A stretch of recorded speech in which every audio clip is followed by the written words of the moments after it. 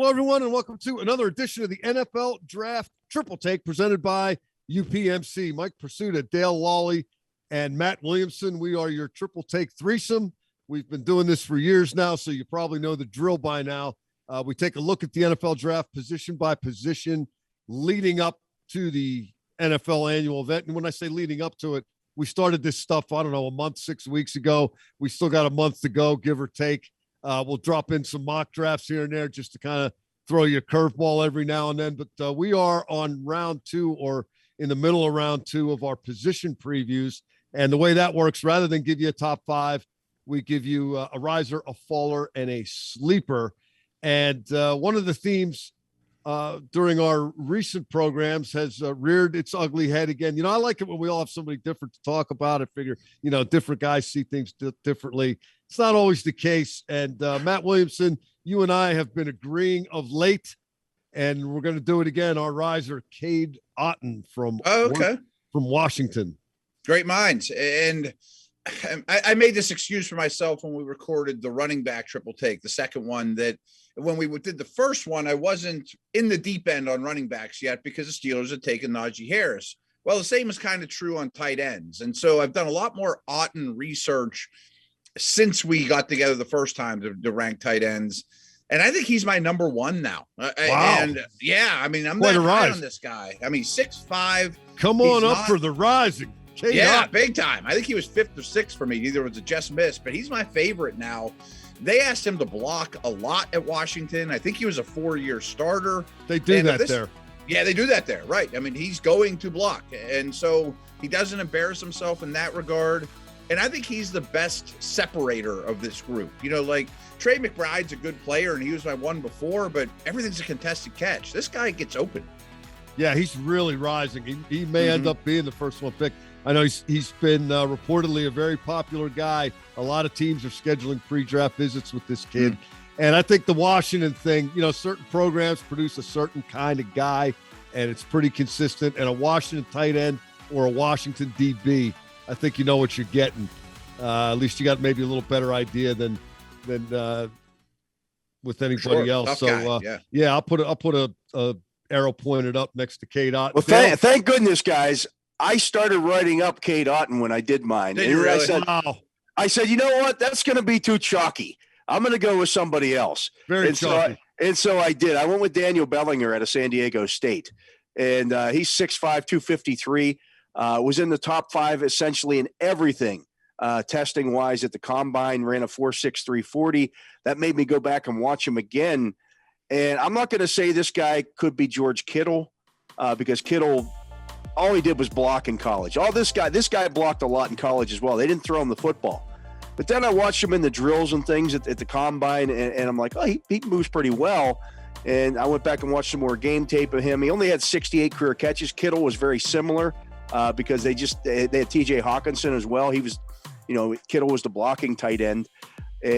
Was it Kittle or Hawkinson at that time or somebody else? They had Fant too. Fant, both were younger than him, but they had a lot of tight ends. Right? A lot of tight ends there. You know, and I just like this guy's athletic profile. He's big, he blocks, and I think he's going to be a guy that goes somewhere probably a lot sooner than I thought, you know, when we started this process.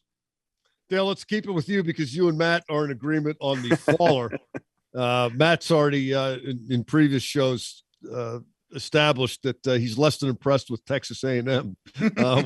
What's coming out of College Station, and you're going to pile on a little bit, aren't you? Yeah, I don't know what was going on with the track down there, but Jalen Weidermeyer, who was number 3 on my initial list, ran a 5.0340.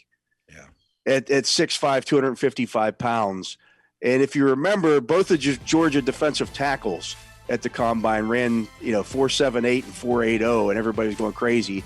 A tight end who's that slow, I don't think there's been one drafted in quite some time.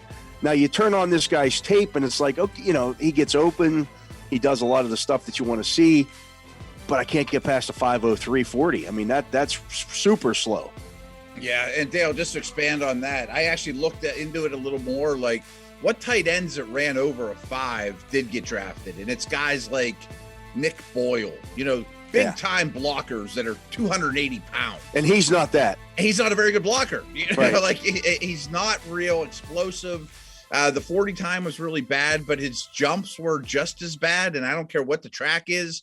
So he's kind of just a monotone athlete that doesn't stand out as much as he should. Yeah, I kind of used the measurables to identify my faller as well. Jake Ferguson from Wisconsin, who I was pretty high on watching a lot of Big Ten football. And then, when you start boiling it down at Indianapolis, now, 4.81 isn't awful, but it was 9th among tight ends in Indianapolis. It wasn't 5.03, though. It wasn't 5.03, but I had Ferguson in my top 5 in the initial look at the position. And if he's going to be the 9th fastest guy, he did 15 reps on the bench press, 31.5 on the vertical. And this is a guy who's got an athletic background, multi-sport background. And he looks athletic on tape, kind of similar to Kyron Williams, the running back from Notre Dame, who we discussed on a recent episode here. As good as they look in college, when you start lining them up with the rest of the draft eligibles, there's a significant difference. So I'm downgrading Jake Ferguson from Wisconsin just a little bit. Matt, tell us about Jelani Woods, your sleeper. Yeah, I kind of thought we might all have him as the riser. I mean, he's 6'7", just a smidge under 260 pounds, was not a big name 2 months ago leading into this process, goes to the combine, runs a 4.61 at 6'7", and his jumps were great, long arms, a real freaky athlete. And much of his career, even going back to Oklahoma State, he was just a big inline blocker, and he's fine doing those things, but unleash him, let him go down the field. I thought I just had to make sure he was, in this conversation, because he's a name everyone needs to know. Dale, I like the guy you included as well. Good hustle going outside of the Indianapolis. Well, if Mike, if you watched the Pitt Pro Day, you saw a guy that Kenny Pickett was throwing to a lot without his shirt on. If I looked like that, I wouldn't wear my shirt either. Talking about Lucas Krull, 6'6", 256 at tight end.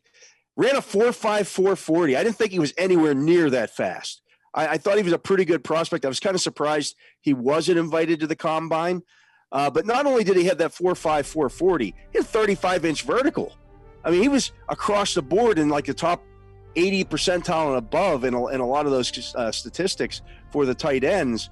Has a baseball background as well. Was drafted by the Giants, transferred to Pitt from Florida. So he was initially a Florida recruit. So there's a lot there to like. And he showed up a lot in the fall too. You noticed him when you watched Pitt play.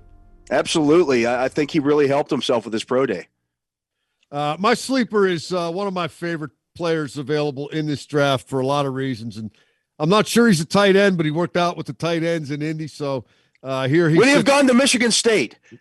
Yes, he did.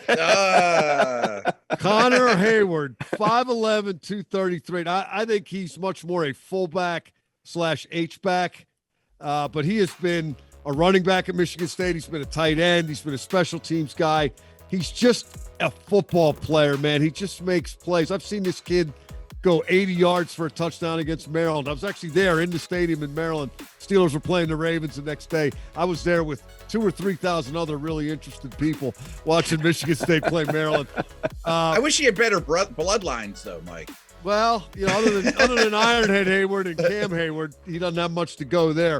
A couple of years ago, the pandemic year, he scored 2 touchdowns against Michigan, and then most recently in the Peach Bowl against Pitt.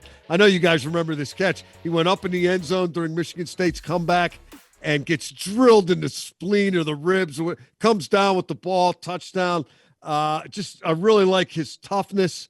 I really like his ability, as Daniel Jeremiah says, to play above the rim at 5'11", and the background that Matt made reference to. I'm a big fan of guys who their dad played or coached, their brother played or coached, or is in the league now.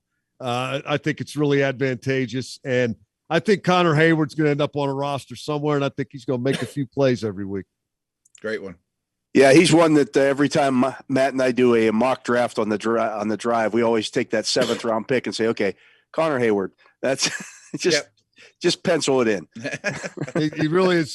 He's fun to watch. He's a good story, and we'll see what that gets him. That's going to do it for our further review on tight ends.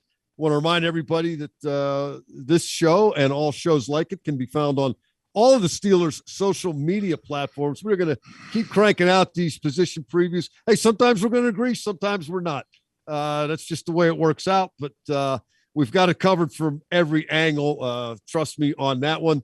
Thanks for tuning in and finding us wherever and however you found us. Until the next time, for Matt Williamson and Dale Lolley, I'm Mike Prisuta. This has been the NFL Draft Triple Take presented by UPMC.